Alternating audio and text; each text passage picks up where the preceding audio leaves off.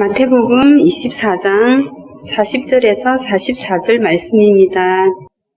그때 두 사람이 밭에 있음에 한 사람은 데려가고 한 사람은 버려둠을 당할 것이요. 두 여자가 맷돌질을 하고 있음에 한 사람은 데려가고 한 사람은 버려둠을 당할 것이니라. 그러므로 깨어 있으라. 어느 날에 너희 주가 임하는지 너희가 알지 못함이니라. 너희도 아는 바니 만일 집주인이 도둑이 어느 시각에 올 줄을 알았더라면 깨어있어 그 집을 뚫지 못하게 하였으리라. 이러므로 너희도 준비하고 있으라. 생각하지 않은 때에 인자가 오리라. 아멘. 마태복음 강해 143회차입니다. 마태복음 24장 40절부터 44절의 말씀을 가지고 선택이라는 제목으로 함께 나누기를 원합니다. 부제목은 그러므로 깨어있으라입니다. 우리 일상 중에 가장 빈번하게 우리가 행하는 게 그런 행위가 아마 선택일 겁니다. 오늘은 무엇을 먹을까부터 이 선택은 시작되어져서 어떤 옷을 살까, 또 어떤 영화를 볼까, 무슨 일들을 할까, 매일매일 삶이 선택의 연속입니다. 가끔씩 자동차나 집을 사고 학교를 정하는 것처럼 아주 중요한 선택을 할 때도 있습니다. 평생에 걸쳐서 영향받을 배우자를 고르는 선택도 있습니다. 우리 교회에 오셔서 함께 예배를 드리는 분들도 어쨌든 이 선택을 하셔서 우리 교회에 오셨습니다. 선택을 사전에서 찾아보면 이런 의미를 갖고 있습니다. 여러 가운데서 골라서 뽑다. 여러 가운데서 골라서 뽑은 것이 선택입니다. 선택되다는 여러 가운데서 골라서 뽑힌 것, 이렇게 수동태죠. 골라서 뽑힌 것이 선택되는 것입니다. 오늘 설교는 이 선택과 관련되어 있습니다. 오늘 김은영 사모님이 읽으셨던 이 본문은, 마태복음 본문은 마가복음 13장 33절과 누가복음 17장 34절부터 35절과 병행을 이루고 있습니다. 나중에 누가복음만 한번 찾아보도록 하겠습니다. 신학자들이 제시하는 오늘 이 본문의 구조는 이렇습니다. 40절부터 42절까지가 비유에 대한 준비입니다. 깨어있으라. 주님이 오실 날을 대비해서 준비해서 깨어있으라라는 거죠. 그 다음에 43절부터 44절까지가 밤 도둑의 비유라고 하고요. 다음 시간에 할 45절부터 51절까지가 악한 종의 비유.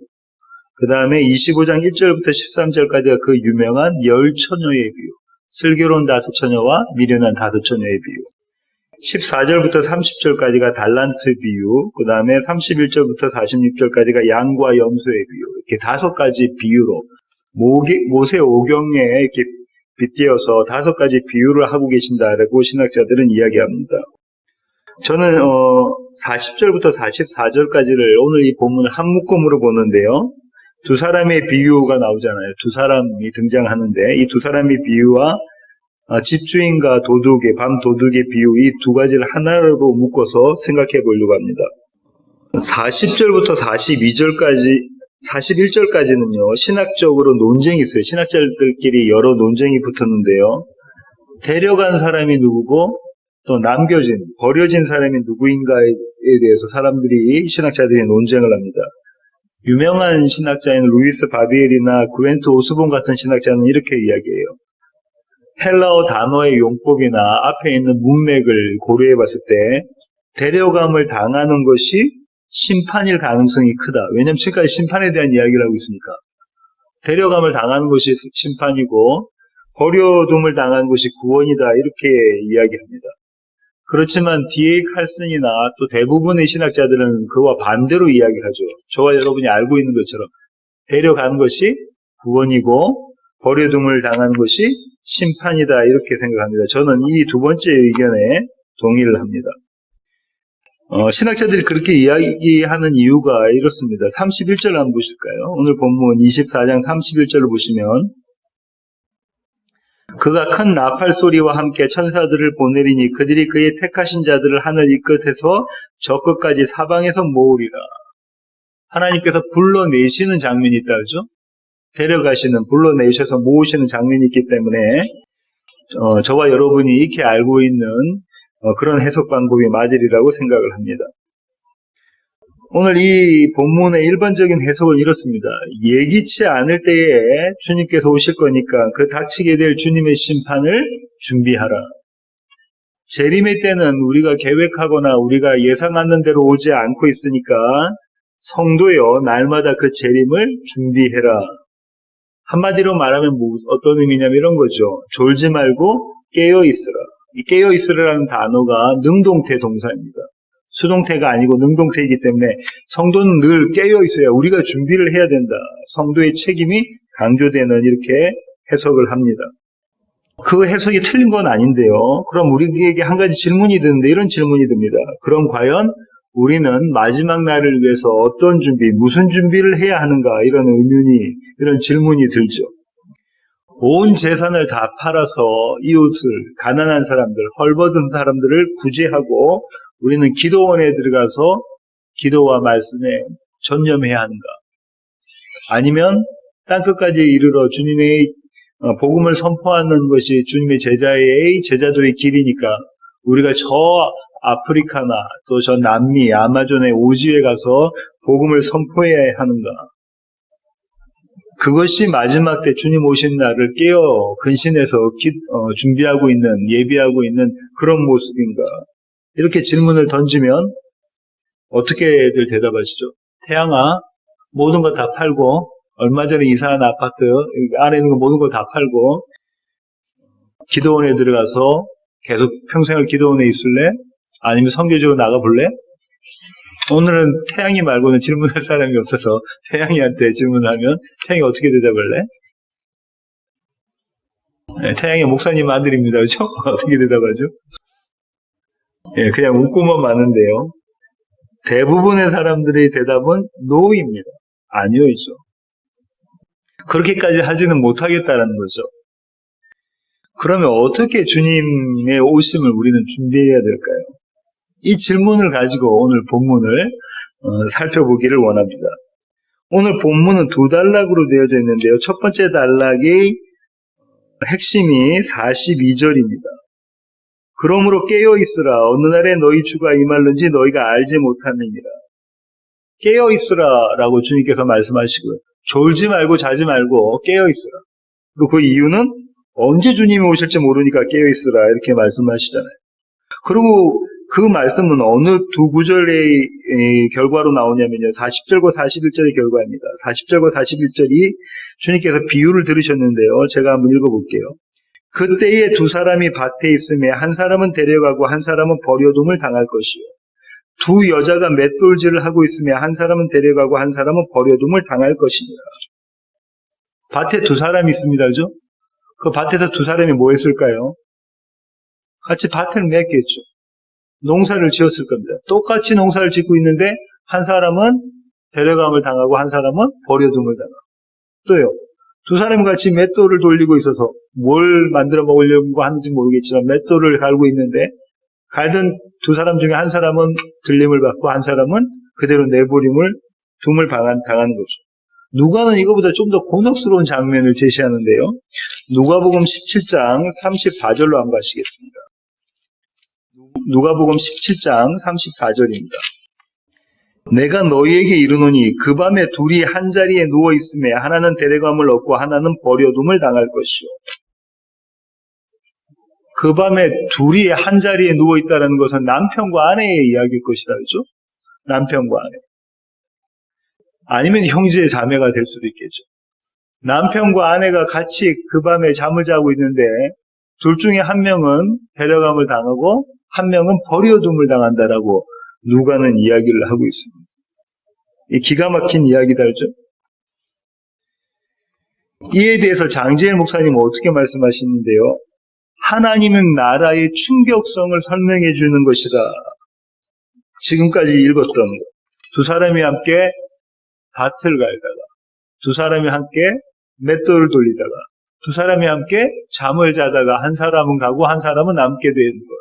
이것은 하나님 나라에 대한 충격성을 이야기해 주는 것입니다. 둘이 다 함께 했는데 한 명은 구원을 받고 한 명은 심판을 받는, 멸망을 받는 이야기잖아요. 주님은 이런 이야기를 자주 하셨습니다.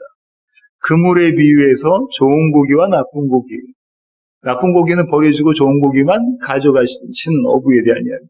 알곡과 가라지의 비유. 10처녀에 비해서 아까 말씀드린 것처럼 슬기로운 5처녀와 미련한 5처녀예요. 이렇게 해서 주님은 자주 이런 비유들을 사용하셨는데요. 핵심은 뭐냐면 이 장지엘 목사님 이렇게 말씀하십니다. 남겨지는 것과 또 선택받는 것은 데려가시는 분의 뜻에 달려있다는 거예요. 선택하시는 분에 의해서 달려져 있다는 거예요. 거기에 근거가 있다는 거죠. 하나님 뜻에 합당한 자라야 하나님 나라에 들어갈 수 있다는 겁니다. 하나님 뜻에 맞는 사람, 하나님 뜻에 부합하는 사람, 하나님 보시기 좋은 사람, 그 사람이 천국에 들어간다는 거죠. 그러면 누가 그분의 뜻에 합당하고 누구는 그분의 뜻에 맞지 않는가? 도대체 그 기준은 무언가? 이런 고민이 듭니다. 저는 이 조금 전에 읽었던 3가지 이야기가 나오잖아요. 누가복음까지 이야기하면 함께 밭을 갈다가, 함께 맷돌을 돌리다가, 함께 잠을 자다가, 한 이불 밑에서 함께 잠을 자다가, 누군가는 구원을 받고 누군가는 버림을 당하는데요. 그들이 구원을 받는 사람들의 일상이 버림받는 사람들의 일상과 달랐습니까? 달랐나요? 아니요. 함께 했다니까요. 함께 밭을 가고 함께 맷돌질을 하고 함께 누워 잠을 잤다니까요. 그런데 그 두 사람 중에 한 사람은 깨어있는 자라고 주님은 말씀하고 계십니다. 그럼 이 깨어있다는 것이 무엇이고 그 사람은 도대체 어떻게 깨어있을 수 있었을까? 이런 질문이 들잖아요. 이 질문은 조금 이따가 제가 대답을 함께 찾아보도록 하겠습니다. 오늘 본문의 2번째 단락은요, 44절이 핵심인데요. 제가 한번 읽어보겠습니다. 이러므로 너희도 준비하고 있으라. 생각하지 않은 때에 인자가 오리라. 이러므로 너희는 준비하고 있어.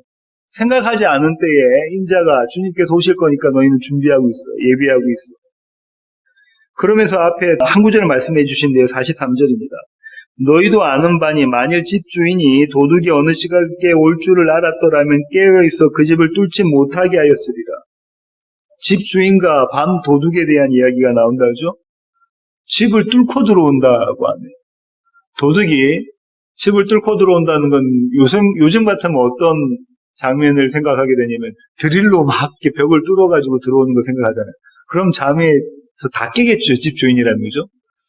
그때 당시 유대 당시 문화는 흑으로 벽을 쌌습니다. 그래서 조금씩 흙을 파 들어가는 거예요. 그래서 사람이 들어갈 만한 작은 구멍을 내고 들어간다는 거죠. 그런데 유대 사람들은 종일 밭에 가서 일하고 힘들어가지고 지친 몸을 이끌고 밤에 이제 집에 들어오게 되겠죠. 그러면 이제 밥을 먹고 잠을 자게 되면 너무 피곤해서 고나게 잠을 자죠. 그러면 이 흙을 살살살살 긁어내는 이 소리를 듣지 못한다는 거죠. 이 소리를 듣기란 여간 어렵지 않습니다. 그런데 주님은 이렇게 피곤해 지친 자들, 이렇게 고난 잠을 자고 있는 자들에게 뭐라고 말씀하시냐면 깨어있어 준비하라라고 말씀하십니다. 깨어있으라. 잠자지 말라는 말씀이죠. 잠자지 말라. 어떻게 밤새 잠을 자지 않고 깨어있을 수 있습니까? 누가복음의 비유에서 2사람 모두 잠자고 있다고 했죠. 남편도 아내도 2사람 모두 한 이불 속에 잠자고 있었는데 한 사람은 들림 받았단 말이죠. 구원을 받았어요. 이 말씀은 그렇다면 한숨도 자지 말라는 이야기가 아닐 것이다. 그죠? 깨어있으라는 얘기는. 도대체 집 주인은요, 어떻게 잠을 자고 있으면서 깨어있지 않으면서도 도둑이 오는 사실을 알 수 있을까요? 이런 질문들에 대한 대답을 저는 창세기에서 찾아보려고 합니다. 창세기 5장 21절부터 24절입니다. 창세기 처음으로 가셔서요. 5장 21절부터 24절입니다. 창세기 5장 21절로 24절. 제가 한번 읽어보겠습니다. 에녹은 65세에 무두셀라를 낳았고 무두셀라를 낳은 후 300년을 하나님과 동행하며 자녀들을 낳았으며 그는 365세를 살았더라. 에녹이 하나님과 동행하더니 하나님이 그를 데려가심으로 세상에 있지 아니하였더라.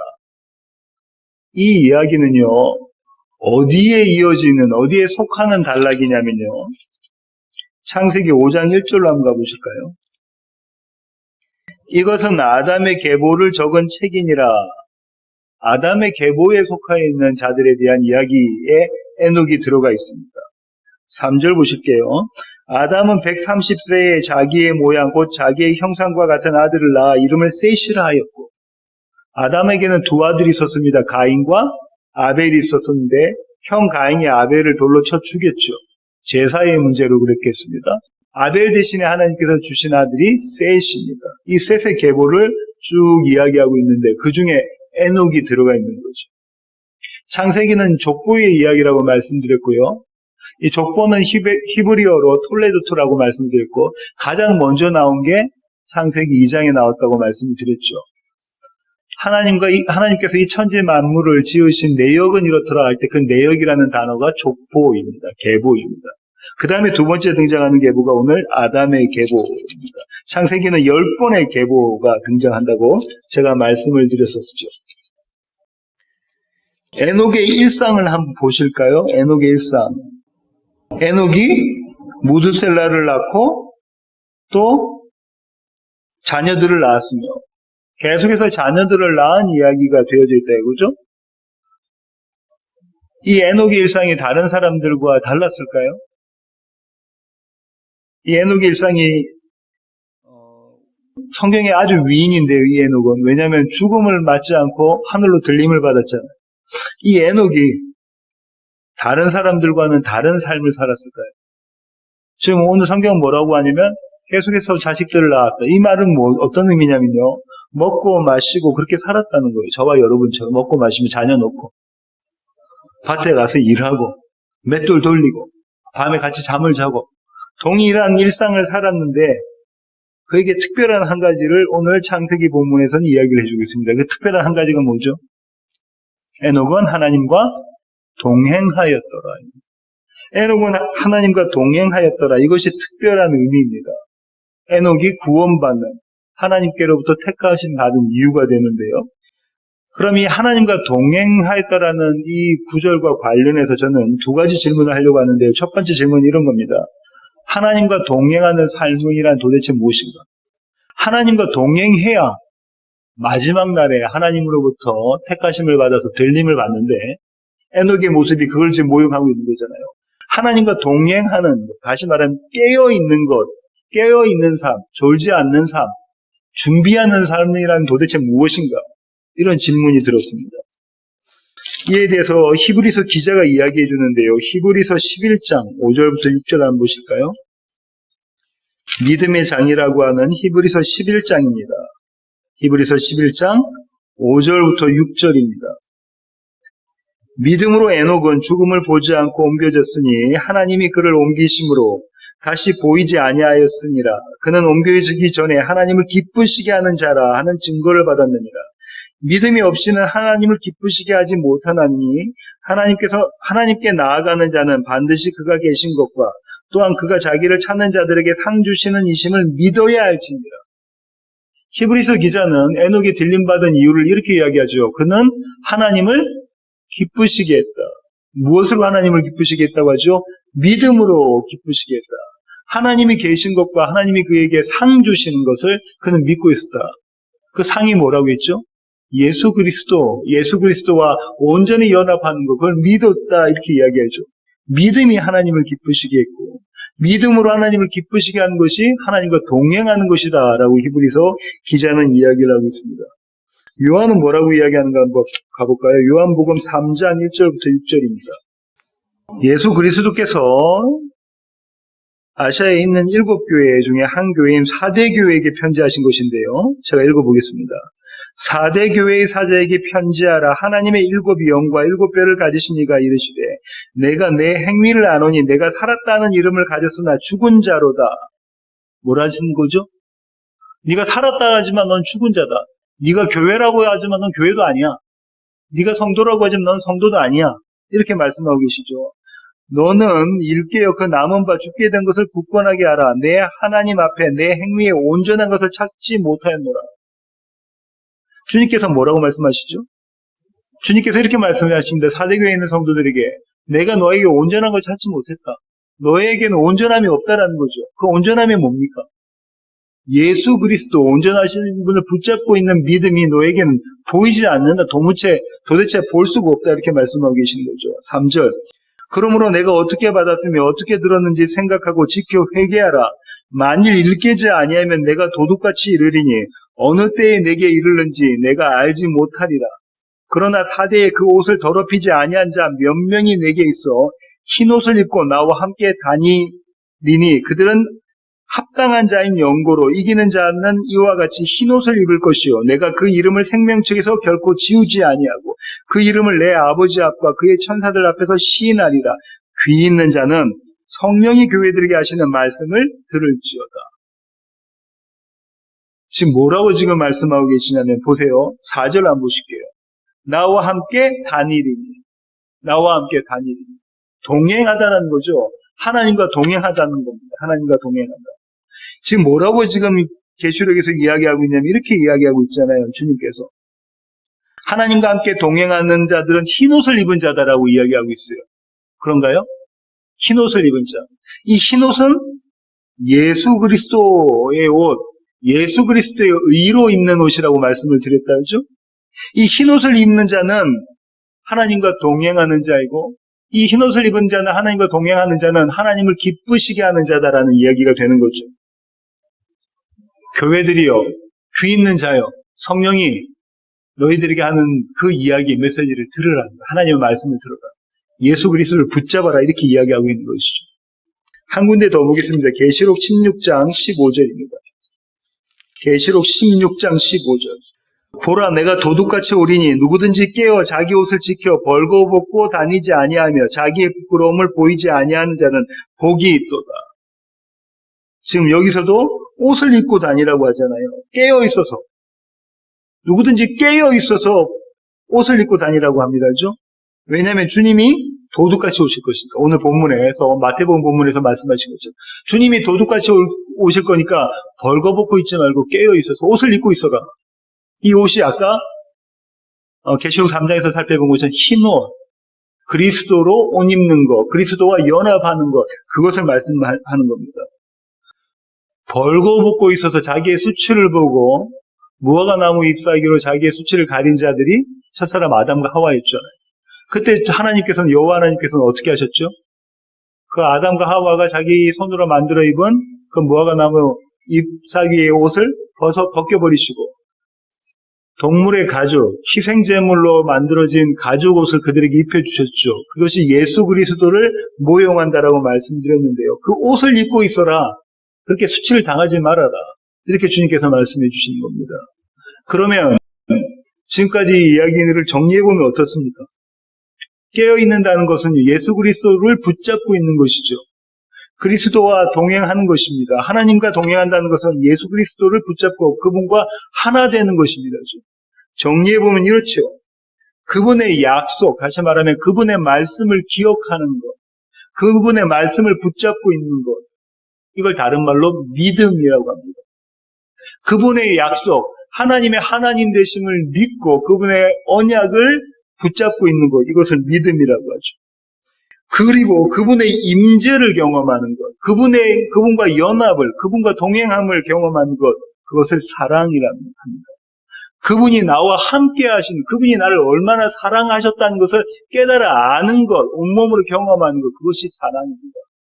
마지막으로요, 그분의 오심을 소망하고 기다리는 것, 그분의 오실 때 우리는 완전해지잖아요. 온전해지잖아요. 완성되잖아요. 그 마지막 날을 소망하는 것이, 기다리는 것을 소망이라고 합니다.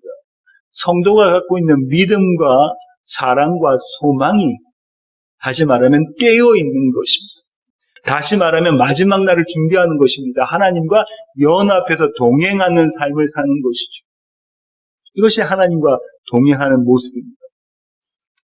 두 번째 제가 이 하나님의 동행과 관련해서 갖게 된 질문은 이런 겁니다. 에녹이 하나님을 모셔서 그분과 함께 동행했을까요? 아니면 하나님께서 에녹에게 가셔서 에녹과 함께 동행하셨을까요? 대답은 하나님이 에녹과 함께 동행하신 것입니다. 에녹이 하나님을 찾은 것이 아니라 하나님이 에녹을 찾으셔서 그와 함께 동행하신 것이죠.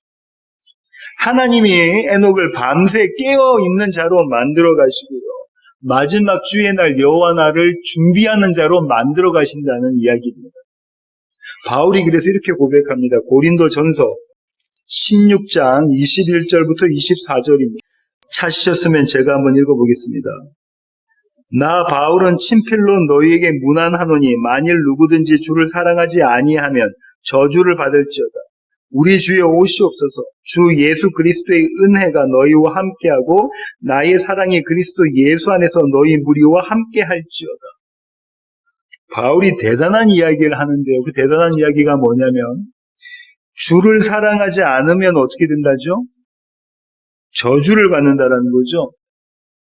반대로 그럼 주를 사랑하면 축복을 받는 겁니다. 그죠? 그러면 이 얘기는 오늘 현재의 나에게 적용해 보면 이렇습니다. 주를 사랑하지 않는 나라면 이미 저주 가운데 있는 것이고요. 주를 사랑하는 나라면 나는 이미 축복 가운데 있는 것입니다. 저와 여러분이 예수 그리스도를 사랑한다면 우리는 이미 하나님의 축복 가운데, 하나님 나라 가운데 있는 자들인 거죠. 그 사랑 속에서 바울은 이런 소망의 고백을 하는데 그 소망의 고백이 뭐냐면 우리 주여 오시옵소서. 마라나타 하는 거죠. 우리 주여 오시옵소서. 이 고백은 묵시록에서 요한도 새 하늘과 새 땅, 새 예루살렘을 보고 난 다음에 했던 고백이죠. 마라나타의 고백입니다. 이렇게가 오늘 본문을 제가 이렇게 쭉 주예를 해봤고요. 오늘 설교의 결론을 맺으려고 하는데요.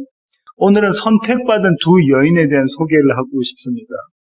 예수님의 발에 향유 옥합을 깨트리고 그 발에 기름 붓고 그 발을 자신의 머리털로 닦은 두 여인을 소개하려고 해요. 첫 번째 여인은 요한복음 12장 1절부터 3절에 등장합니다.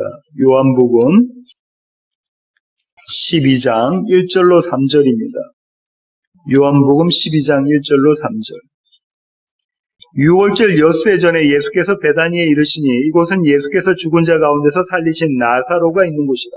거기서 예수를 위하여 잔치할새 마르다는 일을 하고 나사로는 예수와 함께 앉은 자 중에 있더라. 마리아는 지극히 비싼 향유 곧 순전한 나드 한 근을 가져다가 예수의 발에 붓고 자기 머리털로 그의 발을 닦으니 향유 냄새가 집에 가득하더라. 이 자리에서 향유 옥합을 깨뜨리고 예수님의 발에 그 향유 기름을 부은 이 여인은 저와 여러분이 너무나 잘 아는 마리아입니다죠. 나사로의 동생 마리아. 언니는 마르다이죠. 또 한 여인이 등장하는데요. 그 여인은 누가복음으로 가볼까요? 누가복음 7장 36절부터 50절입니다. 찾으셨으면 한번 제가 읽어보겠습니다. 한 바리새인이 예수께 자기와 함께 잡수시기를 청하니 이에 바리새인의 집에 들어가 앉으셨을 때에 그 동네에 죄를 지은 한 여자가 있어 예수께서 바리새인의 집에 앉아 계심을 알고 향유 담은 옥합을 가지고 와서 예수의 뒤로 그 발 곁에 서서 울며 눈물로 그 발을 적시고 자기 머리털로 닦고 그 발에 입 맞추고 향유를 부으니 예수를 청한 바리새인이 그것을 보고 마음에 이르되 이 사람이 만일 선지자라면 자기를 만지는 이 여자가 누구며 어떠한 자 곧 죄인인 줄을 알았으리라 하거늘. 이 여인은 나사로의 동생 마리아와는 다른 인물인데요. 죄를 지은 여인이죠. 죄인입니다. 그런데 이 여인은 마리아처럼 향유옥합을 갖고 와서 깨뜨리고 예수님의 발에 그 기름을 붓죠. 그리고 자기 머리털로 그 발을 닦습니다. 이런 과정 중에 내도록 울면서 그 일을 하고 있죠. 그때 그 자리에 있었던 예수님을 식사에 초대했던 바리새인이 이 마음에 이런 생각을 갖게 되잖아요. 향유옥합을 깨뜨려서 예수님께 붓는 이 여인이 어떤 죄인인 줄 알았으면 이걸 허락하지 않으셨을 텐데. 왜죠? 유대인들은 죄인의 몸에 손을 대는 것, 죄인과 접촉하는 것을 부정하다 여겼잖아요. 예수님이 만약에 정말로 선지자라면, 정말로 하나님의 메시아라면 그 사실을 알고 있었을 텐데 왜 이러지? 도대체 왜 이랬을까? 그때 예수님께서 그 바리새인에게 이렇게 말씀하시죠. 40절입니다. 시몬아, 내가 내게 이를 말이 있다 하시니 그가 이르되 선생님 말씀하소서. 이르시되 빚 주는 사람에게 빚진 자가 둘이 있어 하나는 500데나리온을 졌고 하나는 50데나리온을 졌는데 갚을 것이 없으므로 둘 다 탕감해 주었으니 둘 중에 누가 그를 더 사랑하겠느냐? 시몬이 대답하여 이르되 내 생각에는 많이 탕감함을 받은 자니이다. 이르시되 내 판단이 옳다 하시고 그 여자를 돌아보시며 시몬에게 이르시되 이 여자를 보느냐? 내가 내 집에 들어올 때는 너는 내게 발 씻을 물도 주지 아니하였으되 이 여자는 눈물로 내 발을 적시고 그 머리털로 닦았으며 너는 내게 입맞추지 아니하였으되 그는 내가 들어올 때로부터 내 발에 입맞추기를 그치지 아니하였으며 너는 내 머리에 감람류도 붓지 아니하였으되 그는 향유를 내 발에 부었느니라. 이러므로 내가 내게 말하노니 그의 많은 죄가 사하여졌도다. 이는 그의 사랑함이 많음이라. 사함을 받은 일이 적은 자는 적게 사랑하느니라. 주님께서 이 말씀을 하시잖아요. 누가 빚을 더 많이 진 자가 더 많이 사랑하겠느냐 아니냐 이 말씀을 하시는 거잖아요. 그때 이 바리새인 시므온은 정답을 말하죠. 지금 이 본문에서 시므온은 하나의 빚도 지지 않은 자입니다. 자기의 의로 자기의 구원을 이루려고 했던 자죠. 율법을 다 지켜냈던 자입니다. 그러니 빚진 것이 하나도 없죠. 구원받는데 하나님의 백성 이스라엘이 되는데 참 이스라엘이 되는데 하나의 빚도 진 것이 없습니다. 빚지지 않은 자는 탕감받을 게 없는 거예요. 탕감받을 게 없으니까 은혜를 경험하지 못하죠. 그런 자는 하나님을 그리스도를 메시아를 사랑할 수 없다고 주님 말씀하고 계시는 겁니다. 반면에 이 여인은요. 너무나 죄인이라는 걸 자신이 뼛속 깊이 깨닫고 있는 자입니다.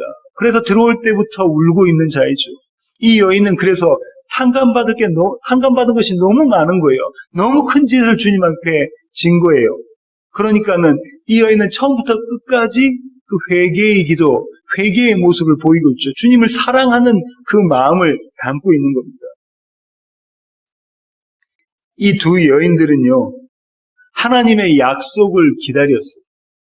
이 믿음이라고 말씀드렸습니다. 하나님의 약속, 메시아 오심을 기다렸어요.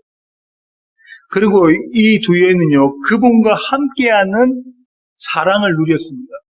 이것이 사랑입니다. 사랑하는 것은 함께하는 거잖아요. 그분과 함께함을 누렸어요. 마리아는 늘 예수 그리스도와 함께함을 누렸고요. 이 여인도 그분과 예수 그리스도와 함께하는 사랑을 누렸습니다. 그리고 이 두 여인은요, 마지막 날의 완성을 소망합니다. 그 소망을, 마지막 날의 완성을 주님과의 온전한 연합을 기다리고 주님의 날, 여호와의 날을 손꼽아 기다렸죠. 다시 말해 이들은요, 이 두 여인들은 하나님과 동행하는 삶을 살았던 여인들입니다. 하나님과 동행하는 삶. 늘 깨어서 여호와의 날, 주의 날, 주님의 마지막 심판의 날을 준비했던 자들이 이 두 여인입니다. 이런 자들, 이런 두 여인에게 마지막 날, 주의 날, 심판의 날은 도둑같이 찾아올 수가 없는 것이죠. 왜? 늘 깨어 기도하고 있었기 때문에 그렇습니다. 왜냐하면 이들은요, 그들은 변하지 않는 분, 결코 변하지 않으시는 분, 당신의 약속을 반드시 지켜내시는 신실하신 분, 그렇게 자신의 생명을 바쳐서 구원으로 당신의 사랑하신 자들을 건져내시는 분, 그분의 선택을 받은 자들이기 때문에 그렇습니다. 자기에게 원인이 있는 것이 아니고요. 그런 하나님께 선택을 받은 자들이기 때문에 이들에게는 마지막 날 심판의 날이 도둑같이 찾아올 수가 없는 거예요. 바울은 그래서 이런 고백을 합니다. 데살로니가 전서 5장 1절부터 보시겠습니다.